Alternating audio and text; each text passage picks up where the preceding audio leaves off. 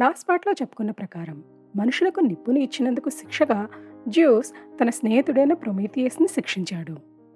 తన స్నేహితుడినే శిక్షించిన అతను మనుషులను మాత్రం వదులుతాడా చెప్పండి? కానీ అతను మనుషులను వెంటనే శిక్షించలేదు. అలాగని డైరెక్ట్గా వచ్చి తప్పు చేశారు అని చెప్పి కోప్పడలేదు. తప్పు చేశాము అని కూడా తెలియని మానవ జాతిని ఎలా హింసించాలి అని తీవ్రంగా ఆలోచించాడు. కొన్ని రోజుల పాటు ఆలోచించి తన కొడుకైన హెఫిస్టస్ని పిలిచి ఒక అందమైన స్త్రీని సృష్టించమని అడిగాడు.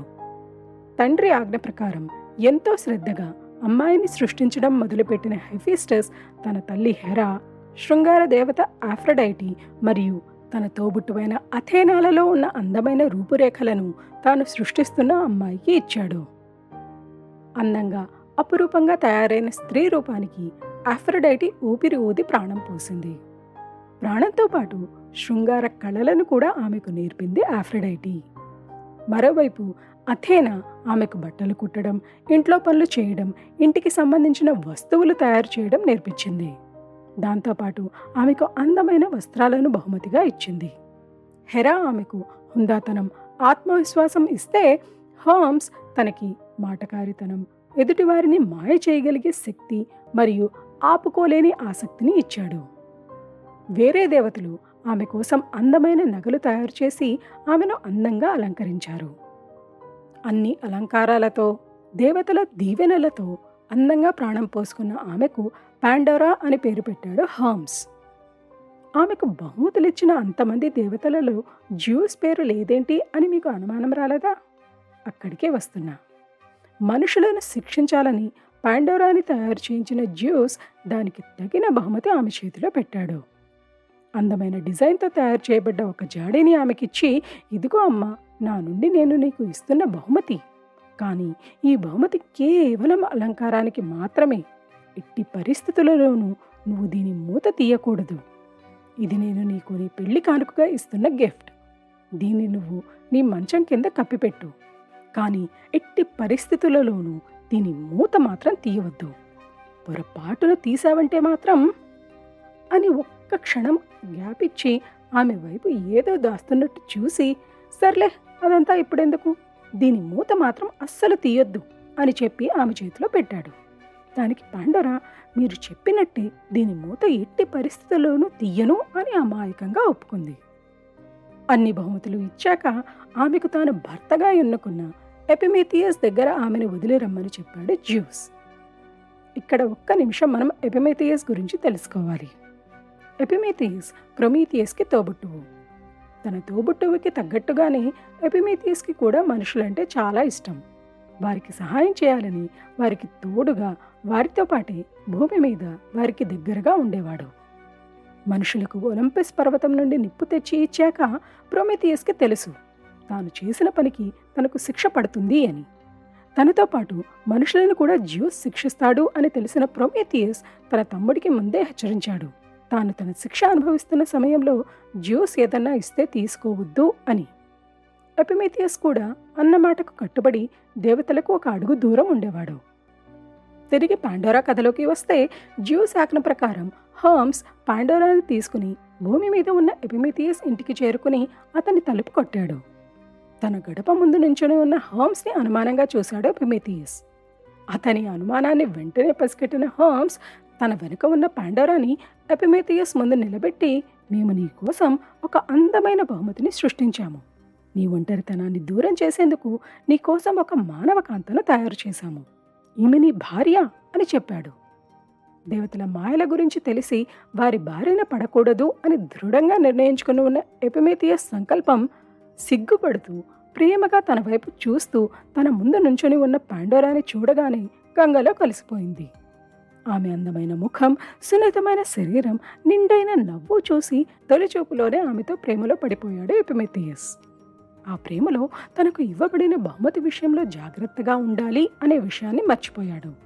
ఆమెను తన భార్యగా స్వీకరించి సంతోషంగా తన ఇంట్లోకి ఆహ్వానించాడు. జ్యూస్ ఇచ్చిన జాడీతో ఇంట్లోకి వచ్చిన పాండోరా దాన్ని జ్యూస్ చెప్పినట్టే వారి మంచం కింద దాచిపెట్టింది. అదేంటి అని అడిగిన ఎపిమేథియస్కి ఇది జ్యూస్ తనకి ఇచ్చిన పెళ్లి కానుక అని చెప్పింది. ఓ అవునా అని అక్కడితో ఆ జాడి గురించి పట్టించుకోలేదు ఎపిమెథియస్. కొత్త జీవితం మొదలుపెట్టిన ఆ జంట సంతోషంగా ఒకరి కోసం మరొకరు బ్రతికేవారు. ఒకరి గురించి మరొకరు తపన పడేవారు. దేవతల నుండి ప్రత్యేకంగా ఇంటి పనులు నేర్చుకున్న పాండోరా ఎపిమెథియస్ అవసరాలను దగ్గరుండి మరీ చూసుకునేది. కానీ కాలం గడుస్తున్న కొద్దీ ఆమెలో తెలియని తపన మొదలైంది. మొదట్లో జ్యూస్ ఇచ్చిన జాడీని పక్కన పెట్టేసినా పోను పోను ఆమెలో ఆసక్తి పెరగడం మొదలైంది. అందులో ఏముంది? ఏదో ఖచ్చితంగా ఉంది. ఏమీ లేకపోతే జ్యూస్ అన్నిసార్లు దాన్ని తెరవవద్దు అని జాగ్రత్తలు ఎందుకు చెప్తాడు అని తనలో తాను ఆలోచిస్తూ ఉండేది.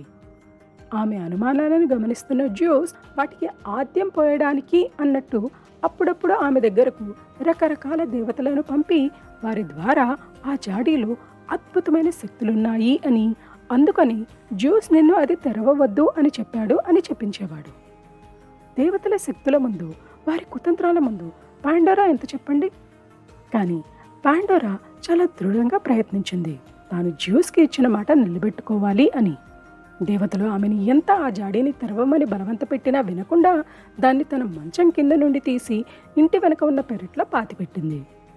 తన కళ్ళ ముందు అది లేకపోతే దాన్ని తెరవాలి అనే ఆలోచన తనకు రాదు అనేది ఆమె ఉద్దేశం. కానీ జ్యూస్ ఆమె మనసులో పదే పదే దాని గురించి ఆలోచనలు రేకెత్తించేవాడు. చివరికి తనలో ఉన్న ఆసక్తిని ఆపుకోలేక ఒకరోజు రాత్రి ఎపిమెథియస్ నిద్రపోతున్న సమయంలో పెరట్లోకి వచ్చి తాను కప్పిపెట్టిన జాడీని బయటికి తీసింది పాండోరా.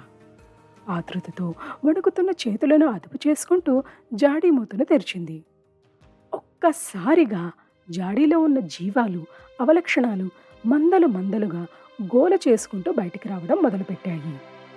పురుగులు, క్రిములు, కీటకాలు, రోగాలు, రుష్టులు, చావు, అహం, అనుమానం, ఆకలి, నొప్పి, అబద్ధాలు, యుద్ధాలు, హింస, మోసం, అత్యాశ, దుఃఖం, కామం, క్రోధం, ఇలా ఎన్నెన్నో దుష్టశక్తులు, లక్షణాలు ఆ జాడీ నుండి బయటపడి భూమి మీద గుండెల నిండా ఊపిరి పోసుకున్నాయి.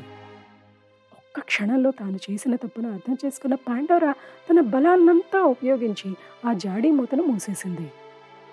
అప్పటికి జరగాల్సిన నష్టమంతా జరిగిపోయింది. ఆ జాడీలో ఉన్న అన్ని అవలక్షణాలు బయటికి వచ్చేశాయి, ఒక్కటి తప్ప. ఆ జాడీలో అన్నిటినీ వేసేటప్పుడు జ్యూస్ తన కుతంత్రానికి నిదర్శనం అన్నట్టు ఆ దుష్ట లక్షణాలన్నిటినీ ఎదుర్కోవడానికి కావలసిన ఒకే ఒక మంచి లక్షణమైన ఆశను కూడా అందులో వేశాడు. కానీ అందరూ బయటికి పోయాక మాత్రమే తనని బయటికి రమ్మని ఆదేశించాడు.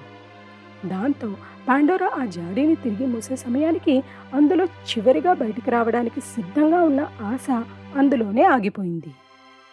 ఇదంతా జరుగుతున్న సమయంలో మెలకువ వచ్చిన ఎపిమెథియస్ బయటికి వచ్చాడు. పాండోరా జాడీ నుండి బయటికి వచ్చిన జీవాలను, లక్షణాలను చూసి భయంతో బిగుసుకుపోయాడు. మళ్లీ మూత బిగించాక ఎదురుగా నిలబడి ఉన్న తన భర్తను చూసి బళ్ళున ఏడ్చేసింది పాండోరా. ఆ జాడీ ముందు కూర్చొని ఒకరిని ఒకరు ఓదార్చుకుంటూ బాధలో మునిగిపోయింది ఆ జంట. జరుగుతున్నదంతా తోడేలు రూపంలో చూస్తూ ఉన్న జ్యూస్ వారి బాధను చూసి నవ్వుకుంటూ వెళ్ళిపోయాడు. ఆగండి, ఇక్కడితోనే ఈ కథ అయిపోలేదు.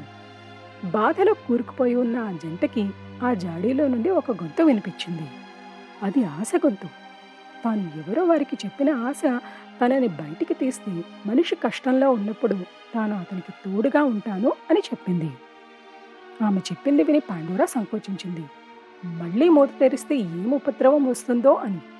కానీ ఎపిమెథియస్ జరగాల్సిన నష్టం ఎలాగో జరిగిపోయింది, ఇంతకు మించి పోయేదేమీ లేదు అని ఆమెకు నచ్చజెప్పి ఆమె ద్వారా మళ్లీ ఆ జాడి మూత తెరిపించాడు. దాంతో చీకటిలో వెలుగులా ఈ ప్రపంచంలోకి అడుగుపెట్టింది ఆశ. ఇది దేవతల మాయలో పడి తన ఆసక్తిని అదుపు చేసుకోలేక మనిషికి రోగాలను, అవలక్షణాలను, చివరికి చావను కూడా పరిచయం చేసిన పాండోరా కథ. త్వరలోని మానవజాతి మీద కోపంతో దాన్ని అంతం చేసి కొత్త మానవజాతిని దేవతలు ఎలా సృష్టించారో చెప్పే కథతో మీ ముందుకు వస్తాను. అప్పటి వరకు సెలవు.